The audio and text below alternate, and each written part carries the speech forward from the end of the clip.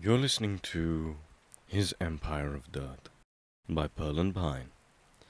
Chapter 27. Michael Afton becomes a notary. Yeah, I think he's in there for the rest of the day, Mr. Emily says, closing the door to Henry's room. Boys, I cannot apologize enough. We're alive, William sternly interjects. They've arrived back on the ranch. No prey drawn into the trunk. Henry practically catatonic the entire time. His father had escorted him into his room.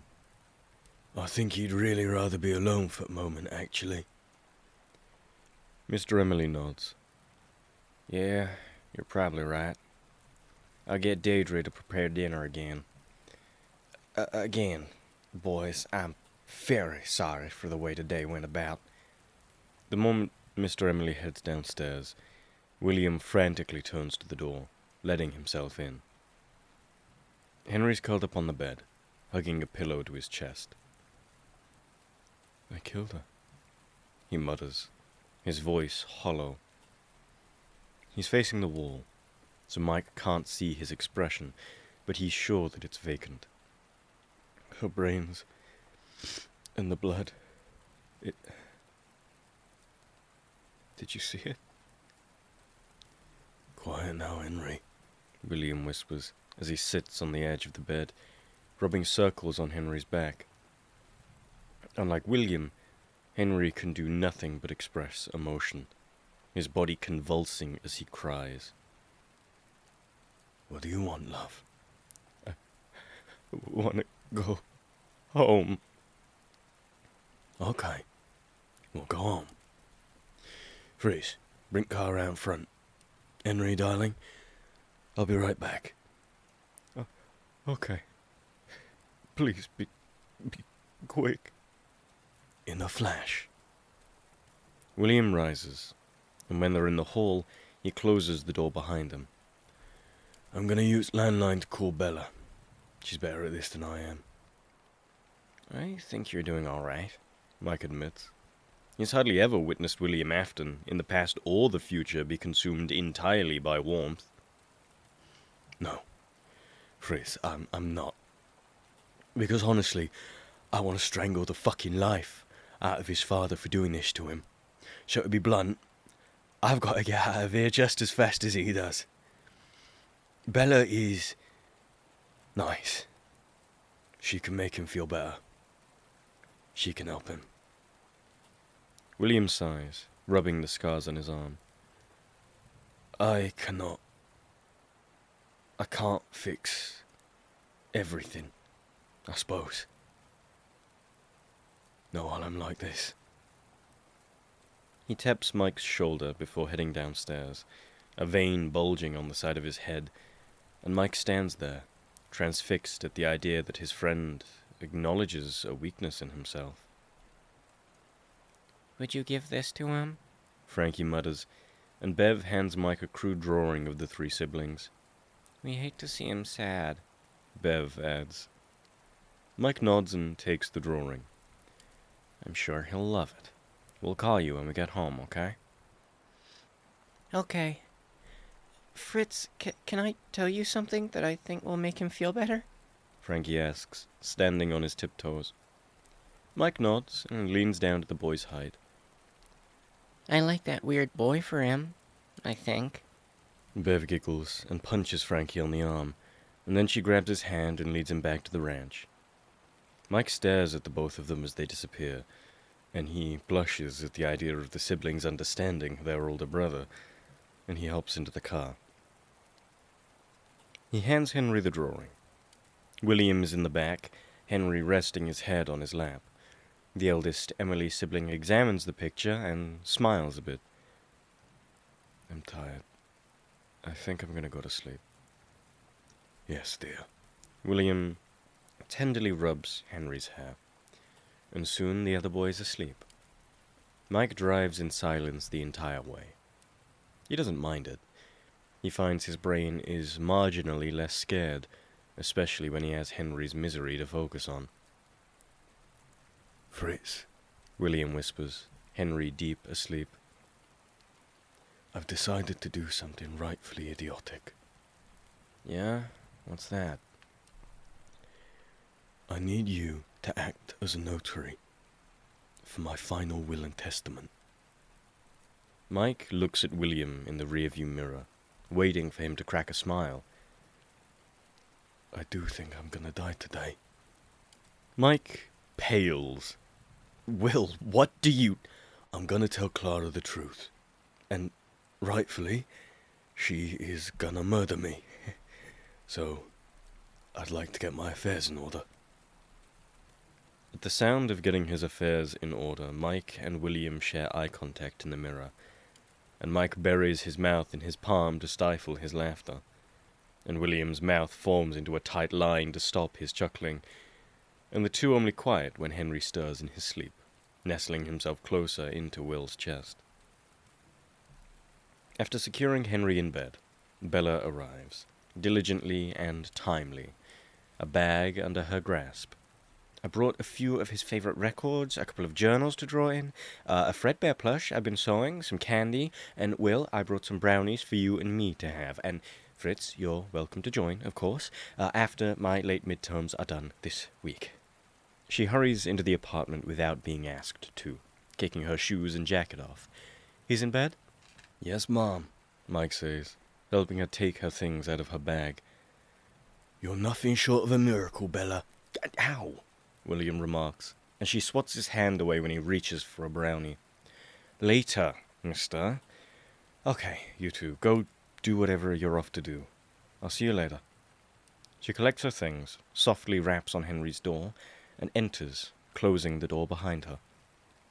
William stares at the sight for a bit too long, and then he sighs, taking his coat and heading into the hall.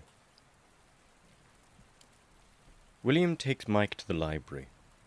I despise it in here, he remarks, looking down upon everyone as he walks by. You can hear everyone breathing and chewing. It drives me bloody mad. They settle on a table in the corner of the room, far away from anyone breathing and chewing, a dim orange light flickering above them. William reaches into his pack and withdraws his journal and a pen. Right, so... you're to act as my notary. When Mike furrows his brow at the word notary, William adds, an impartial witness to me signing this. I hardly think that I'm impartial. Okay, pretend you're not my best mate, and you've just met me. Then, you sign the shit, and when Clara rightfully shoots me in the skull, take me to the best funeral home in Utah, and make sure I've got a purple tie. Favorite color and the like. Alright, I think I can do that. Brilliant. I'm sure I've hired the best, most impartial notary this side of the Atlantic. In sound, body, and mind. He trails off, his eyes entirely focused on the paper. Mike has seen his father like this a few times, poring over important legal documents or finalizing a design on a blueprint, and once, on a birthday card for Liz, perfectly describing every single way he adored his most precious child. And Mike had stolen the card when Liz was busy eating cake, and had covered Liz's name and pretended that Michael had been written in its place.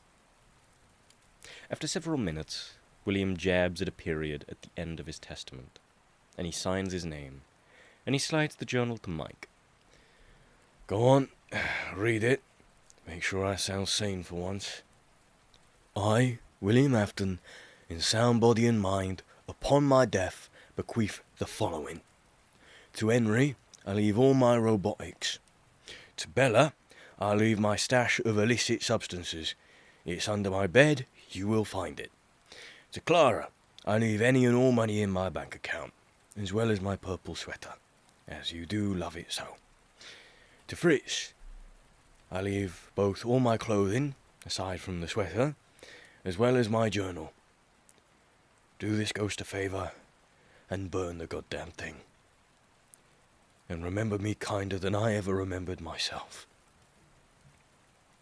If any of the previously aforementioned people do not arrive at my final resting place to pay their damn respects, I will be returning as a ghost to ruin their lives forevermore. Signed, William Afton. Well, it sure is a will and testament if I've ever seen one, Mike remarks, and he illegibly signs his false name. Crap, he thinks, because he almost signs Michael Afton underneath his friend's title, consecrating the document. William snatches the journal back and scans over it several more times, his eyes darting over the few names that he has anything to bequeath after he leaves this mortal coil. I thought there'd be more, he notes, sticking his cheek out with his tongue. I really did think I'd have more to leave. You're young. You'll get more. He chuckles as he closes the journal. I used to say that I wanted to be rich so I could afford money for a bomb shelter. I think now I'd like to own the entire world, so I'd have plenty to leave when I... Once more, he lets the sentiment of death linger away. A whisper, no less than a whisper. An abstract thought that never could have existed, not on William Afton's lips. Then, very quietly, he adds, how would you like to die, Fritz? Mike takes a moment to consider. Surrounded by people I love. I've never died surrounded by people I love before. Whenever I died alone. I could be in all the pain in the world, but if I had them around me, I think I'd be okay. How about you? Well, never. I cannot stand the thought. But I suppose a similar sentiment. Do you really ever die, though, if you leave enough of your legacy behind? At the new idea, his eyes flicker, and he says, seemingly to himself, I'm gonna make an empire, Fritz. One that will outlive the goddamn sun itself. And I'm gonna leave it all to my kids. Because I'm gonna be a better goddamn father than he ever was. You'll see it. You'll bear witness to it. The Afton Empire. God, how Mike knows he will bear witness to such a horrific ideal. May I tell you a secret, Fritz? Should. I think...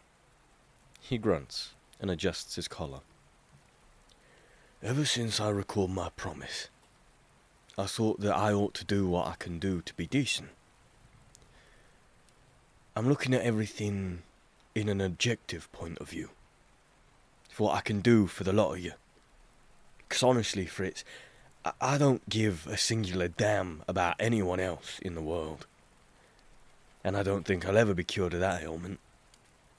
Because I simply do not care to be. And in this objective viewpoint, I cannot do much until I am better. For example, I cannot objectively aid Henry in his own brokenness, because I'm bloody obsessed with bastard. I think I ought to stop seeing Henry. I don't want to break his heart. Nor mine. We're frightfully in love, but he doesn't make me feel normal. Not in the church way, you know. How they say I'm gonna burn in hell for lying with another man. But in the way that I shot that deer. The way I felt her heartbeat extinguish.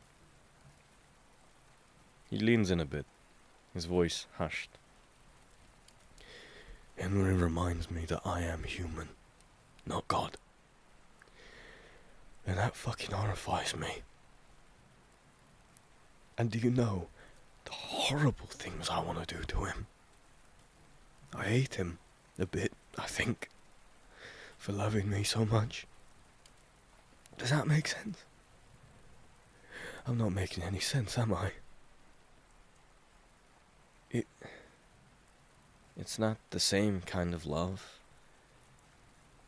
But I hate my brother, sadistically, for loving me. Because I was cruel to him, even before the accident. I never should have been his favorite. It doesn't make sense, but I get it. I understand. William nods. I do not feel natural when I am manic, but especially when I am manic about and around Henry. God forbid I hurt him one day. And you don't feel like this about Clara?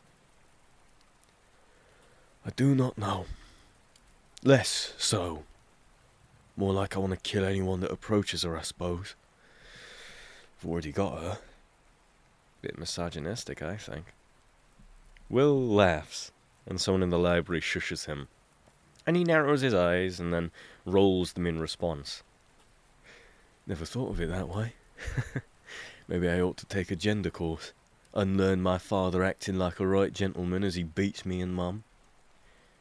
He laughs once more at the morbid joke, collecting his journal and pen, and then knocks the table, beckoning Mike to follow. Mike similarly morbidly chuckles, and William probably thinks that Mike is laughing at his joke, but Mike is only thinking of the prospect of William Afton agreeing with a woman that the wage gap should be dismantled before stabbing her in the throat. All right. You stay in the hall, and if you hear shouting, come in and drag my corpse away from the room. William knocks on the door. Mike, a bit down the hall, hugging the notebook to his chest like it's the Holy Bible. And in a way, he supposes it is, because anything William Afton writes is scripture in Mike's mind, no matter how much he tries to fight against his father's blood testaments. William raps on the door and grins tightly. Hello, love. Oh, hello, Will, Clara says, and Mike can't see her because he's down the hall, but he can hear both of them crystal clear. Is everything okay with Bella and Henry? Quite. I came to talk to you, dear. All right, well, come on in. Don't go tracking dirt in here, you bastard, she giggles. When William enters the apartment, Mike inches closer to the door, pressing his ear against the wall in order to eavesdrop.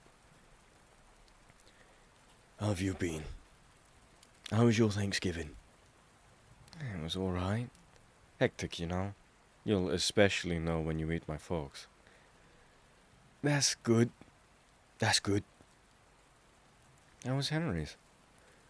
Well, I'm sure Bella told you what happened with Bear.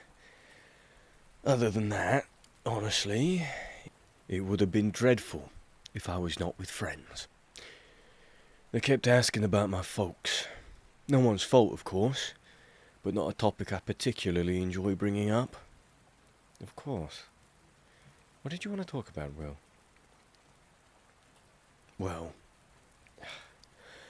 okay, I suppose a couple of things, if I'm being honest. A breath, and then a few more. I'm queer, Clara. A few beats. What are you doing? Why are you taking money out of your wallet? Clara tentatively chuckles. Well, Bella and I had a bet. You bloody bet that I was queer? Clara snorts. Yeah, well, Bella said you weren't, and I said, Bella, you wouldn't know a gay man if he slapped you across the face and screamed the sentiment. And so I'm putting this out here to remind me that she owes me $2. William lets out a laugh in disbelief, and then likely narrows his eyes. I cannot believe you, Caputo. I know you, Will. And you don't mind the fact? Clara scoffs. Who the hell do you think I am? A mad woman, likely. I've gotta be. Put up with you. Her heels clink against the floor. Anything else, Will? I'm thankful you've told me, but really, it doesn't make a difference. Proverbially, he rips off the bandage. I've been sleeping with Henry. Silence. I know. It was before we were dating. Right before. And actually just about the night before. I never intended to play you, but I suppose I did, in a way. It was cruel of me. I figured I had you, and I never expected you to be you. And I do fancy you, Clara. I fancy both of you. It's different, though. You're both different. And I care for the both of you. And I'm rambling now because I really do believe you intend to slaughter me where I stand, which is why I've finalized my final testament. So I really would like you to say something, dear. The silence, and then the rapid tapping of her foot against the hardwood.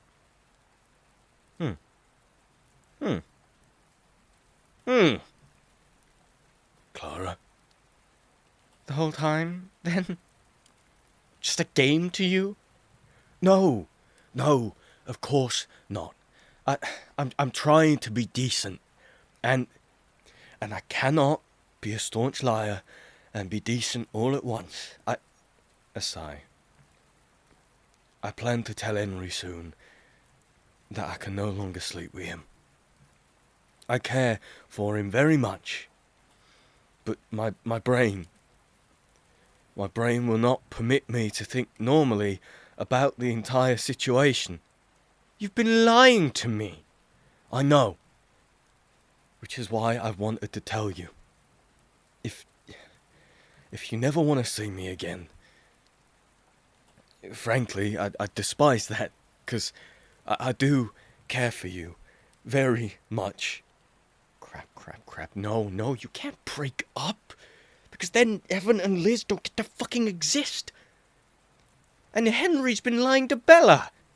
Likely due to my influence, so do just be cross with me. Don't you fucking dare tell me who to be cross with, Afton. She paces about the apartment. Does this get you off, Will? To get me to fall for you while you fuck your fucking roommate? No, I just... I fancy both of you at once, and I did not want to break anyone's heart. Clara laughs sharply. Ha! Sure, Will. How the hell am I supposed to believe that? He sighs, and then walks toward the door. He opens the door, and Mike falls into the apartment, tripping and holding the journal close. He stares like a deer in the headlights upon Clara's irate face and William's tired one. Did you know, Fritz? Oh, who am I kidding? Of course you knew. Sorry. Fritz, quiet, William orders, and he takes the journal from Mike's grasp and hands it to Clara. You can read it, if you'd like. You could believe me that way. It's got all my terrible thoughts in there, and any of the decent ones are just the ones I have about you. Clara unfolds her arms from her chest and grabs the journal from her boyfriend, rolling her eyes as she sits on the couch and flips through the pages. Could start from our first date if you'd like. Don't you tell me what to fucking do. Clara narrows her eyes at the words. After a few moments, her eyes soften. You are obsessed with him. William, this isn't healthy. You're not seeing him anymore, you understand? Not until we help you with your head. I know. And you had an episode here. Yeah? He hesitantly joins her on the couch as she points at one of the pages.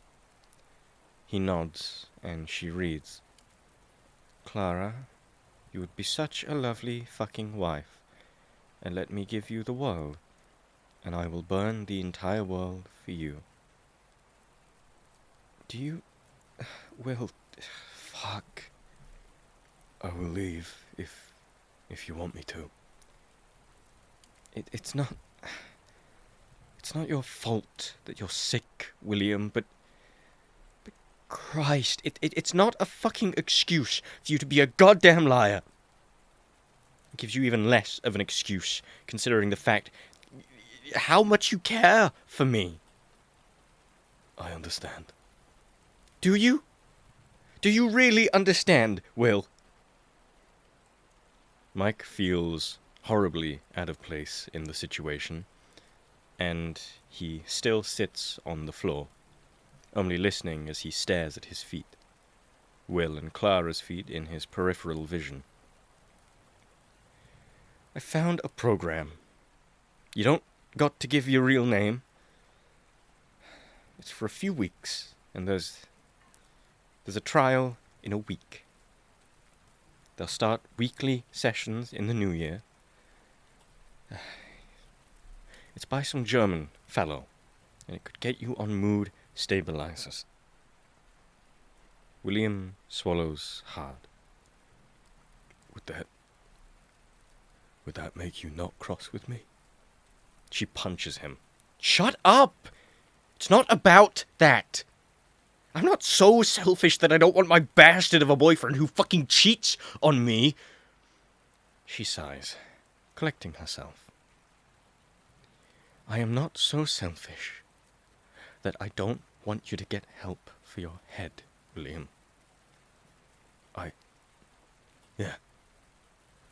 Okay. I'll go. Could you please tell me how you are feeling? However, I'm not good at deciphering, Clara. I'm good at manipulating others, but I do not excel at understanding how others feel on an empathetic level. Clara heaves. I am pissed and angry and upset and heartbroken. Does that do it for you? Even if you don't sleep with him, you're still gonna be fucking in love with the bastard. I can be in love with two people at once. Well, maybe call me old-fashioned, but I'm not entirely comfortable with that. I've got to know my worth, Will. I am a goddamn catch. I've got boys asking me out just about every class I have. I know you are, dear. Don't call me dear. Apologies. She tusks. I told you I loved your head, but now I think I quite despise it, William. Not in that way. You being sick and you being a bastard are entirely separate. I know. I'm sorry. Mike blinks slowly at the sound of those two words. They sound entirely alien coming from William, and Clara must recognize it, because her entire body slacks from its harsh tenseness as he speaks them. I don't know if I can ever forgive you. I'll sure as hell never forget, Will. I know. You'd never have to see me again, if you'd like. Of course I wouldn't like that, idiot. You're the dumbest person I've ever met. Do you get off on degrading me? I'm sure you do. The both of them chuckle. I get along with you too well. But you're going to have to prove every single day that I can even begin to trust you. I know you care for the both of us.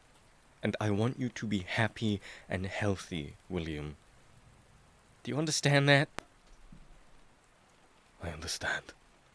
Good. I'm in charge now. Understand? Yes, Mom. You probably get off on saying that, you pervert. William chuckles, and Mike grunts. Fritz, I'm cross with you too, actually. More disappointed than mad. I'm sorry, Clara. I know. If anyone's sorry, it's definitely you. Now what's that supposed to mean? William counters, and Clara slaps him on the chest. You've got no room to snap at me, Afton. All right. Here's what you're gonna do for me. 1. You are going to this meeting. 2. You are bending over backwards for anything me and Bella need, alright? And 3. You tell Henry the truth about your head. And 4.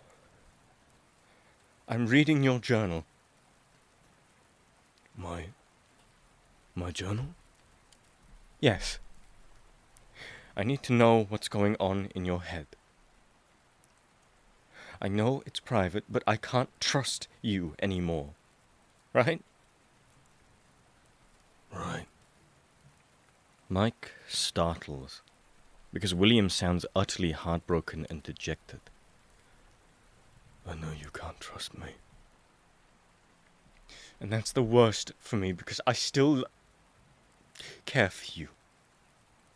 And I want to trust you, but you know I can't, right, you moron? I know.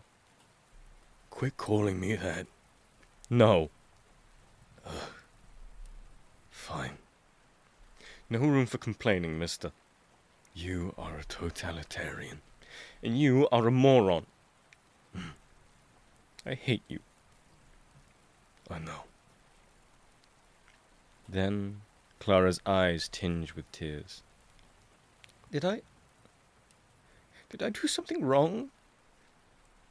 Do you think that I'm not... You are everything I have or should want. And you've never done anything wrong. It was all my fault. It's always been all my fault. I'm not a good person, Clara. I'm not. And I'm sorry for getting you to fall in love with me. He zips his mouth shut when he realizes he's been rambling and probably spilling more of his inner thoughts than he intended. Don't say that. It's true. You're not a bad person, she softly says. Just a fucking idiot. She rests her head on his shoulder, and she says, I'm in charge. He nods, and Mike finally lifts his head. And Clara's eyes are shut, and she's not forgiving, but she's still in love. And Mike wonders if Mom knew that Dad cheated on her, because Dad sure as shit never told her. He never would have been decent enough to tell her as such. And William cautiously wraps an arm around Clara's shoulder, and he meets Mike's eyes, and he smiles a bit, and he mouths, Thank you. And Mike doesn't quite know what William is thanking him for, but Mike nods and offers him a thumbs up, and he's thankful that at least, for now, his parents aren't going to split up, and his siblings' existence is assured. And Mike still cannot believe that William fucking Afton is on a damn quest to be decent. Mike imagines his hope that had been extinguished for so long, and he latches onto it, and it slowly flickers to life. And he never wants to let go. Not when a decent future seems both so close and so far away all at once.